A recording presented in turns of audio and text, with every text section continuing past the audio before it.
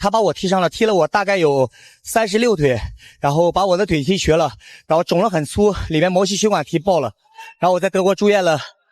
住了3天。曾被德国拳王36腿踢进医院，杨卓以牙还牙，擂台给对手踢瘸。大家好，欢迎来到格斗社，遇事不决 KO 解决。今天给大家带来一场杨卓的比赛，相信大家对他也比较熟悉了。他的绰号炸药，他内战有多强，外战就有多拉胯。因为他在跟中国选手打的时候非常刚硬，但是一遇到外国选手就歇菜了。但是今天这场比赛，杨卓一改往日的拉胯，直接血洗前耻，把老外打得服服帖帖。今天这场比赛是两人之间的2番战，在1番战时，杨卓被德国拳王毛瑞斯狂踢36腿，直接将他的毛细血管踢爆。杨卓作为一个强者，他并没有因为这场比赛丧失斗志，而是刻苦训练，请求武林风为自己安排2番战，这才有了这场振奋人心的复仇之战。话不多说，我们直接来看精彩的对决吧。第一回合比赛开始，红方选手杨卓，蓝方选手毛瑞斯。杨卓虽然有着极强的复仇欲望，但他也并没有乱了阵脚，打得还是非常稳重的。上飞机，因为你血管在破裂的情况下，在高空中会更危险，他的血会冒得更凶所以在杨卓在1番战后，腿部的伤势非常严重，他在德国静养了一段时间后才能够上飞机。赛前杨卓也表示，他对于对方的低扫腿也有万全的准备，他势必要以牙还牙，以其人之道还治其人之身。踢到了杨卓的大腿所以杨卓今天能不能顶住好，今天看起来杨卓的拳是没有问题的。反观毛瑞斯，他依旧是多次采用低扫腿，并且也命中了杨卓，但是杨卓早已做好了精确的准备，这一次似乎并没有对杨卓造成多大的影响。杨卓在这场比赛中也多次使用到了腿法，而且他的拳腿组合也非常连贯，反应非常敏捷，防守反击做的也很到位。很怕体重超过，而且他的秤还要跟主办单位的秤来比一下，看看有没有误差好，近身的。看毛瑞斯这粗壮的大腿，都可以想象到两人在1番战时有多么惨烈。杨卓在这场比赛中也没有掉以轻心，两人在腿法上的攻击比较多，还没有较多拳法上的对轰，都想用腿部给对方致命一击。杨卓近身之后的组合拳也非常漂亮也非常有气质还是低扫踢还是很重这个杨卓到底能不能扛住我真的很替杨卓担心。杨卓虽然大腿很粗，可是杨卓的这一波压制连击非常精彩，大摆拳夸夸的就是往对方身上猛轰，完全不给对方一丝喘息的时间。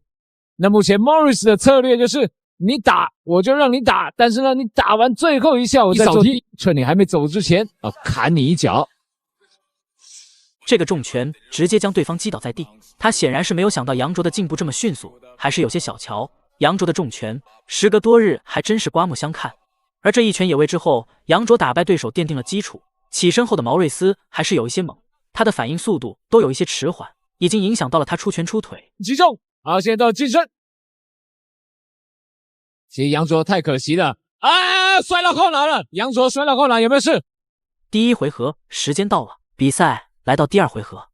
毛瑞斯采取主动压迫式的进攻，步步紧逼，将杨卓逼到绳角。杨卓的步伐移动也非常灵活，毛瑞斯用腿法控制双方之间的距离，但是杨卓也开始使用腿法，连续低扫毛瑞斯的腿部，随后就是衔接连续不断的组合重拳，打得毛瑞斯有些招架不住。前进的连续3拳，落点都非常的分散，让人摸不着头脑也无从预测。杨卓的打法非常有自己的想法，毛瑞斯还是没有适应杨卓的战术，他没有办法预测杨卓的出拳，而且杨卓在上半身的摇闪也非常的灵活，他能够很好的防守下来对方的扫腿，在防守这方面还是杨卓更占优势。或者平勾，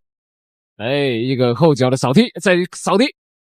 这一次杨卓的主拳还是非常具有威胁力的，擂台上的他就跟坦克一样，他这次是铁了心的要打败对手。杨卓在这一回合也改变了战术，他在这回合有了大量腿法上的攻击，在第1回合先少使用腿法，要知道杨卓的腿部力量也不是盖的。杨卓保持中长距离，如果对方近身，杨卓就是把他推开，做中长距离的对轰。杨卓做了非常多近身之后的小炮拳，还有上勾拳，但是对方的意识也非常好，再加上他灵活的摇闪，防下了杨卓大多数的出拳。杨卓的下劈腿也非常凶狠，虽然下劈腿这个招式没有什么太大的用处，但是他在 MMA 的比赛使用下劈腿将对方打晕了，非常的新鲜。第2次的下劈腿那我们希望啊，不久的将来啊，还有机会看到杨卓来打 MMA。比赛进行到这里，杨卓已经占到了绝大的优势，但是这还远远不够。第2回合时间到了，比赛进入到第3回合，对方的表情也越来越严肃，身体也越来越紧绷。反观杨卓还是非常的稳重，但是比赛不到最后一刻，谁都说不准下一秒会发生什么，所以杨卓还是不能掉以轻心。我们再看一下，哎呀，果然你看对方就是用力的踢，用力的踢。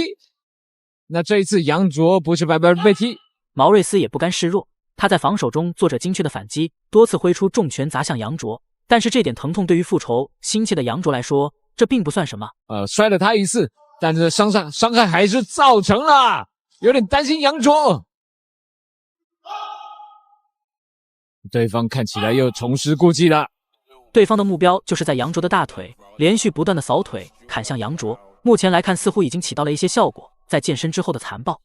毛瑞斯也开始顶膝杨卓，对方显然也发现了顶大腿的战术。杨卓现在的脚都已经肿了一大块，杨卓一定要坚持完这一回合。坐了大腿上面，但是这一次的要在做大腿扫踢的时候，杨卓把大腿举起来这个脚虽然这一下倒地并没有读秒，但是给到了对方重创。毛瑞斯现在的局势非常的危险，因为杨卓的腿部力量也开始发力，连续不断的给到对方重击。毛瑞斯一时间也没有什么应对的方法，他只能苦苦的扛下。而且比赛进行到这里，双方的体能都有了严重的消耗，强力的压制。再一个，不错，打完前脚的勾手。杨卓的战术非常的到位，他在气场上不断的压制毛瑞斯，他已经通过火力压过了对方的战术。这一回合两人的腿法攻击依然非常的焦灼，尤其是毛瑞斯，他似乎还想续写一番战时的结果。杨卓学到这一招啊，但是杨卓显然不会给他这样的机会。面对毛瑞斯同样的招数，杨卓选择以牙还牙。杨卓的不断扫砍腿也发挥了优势，对方的腿都已经被踢伤了，步伐移动都有很大的影响。对方已经受不了了，前脚痛，后脚也痛，怎么办？总不能跪着打吧？终于比赛结束，看赛后毛瑞斯走路都是一瘸一拐，杨卓的爆发力还真是非常强悍。最终不出所料，杨卓以点数优势大获全胜。大家觉得杨卓打得如何呢？欢迎在评论区留言讨论。本期视频就到这里，点关注不迷路，下期视频更精彩哦。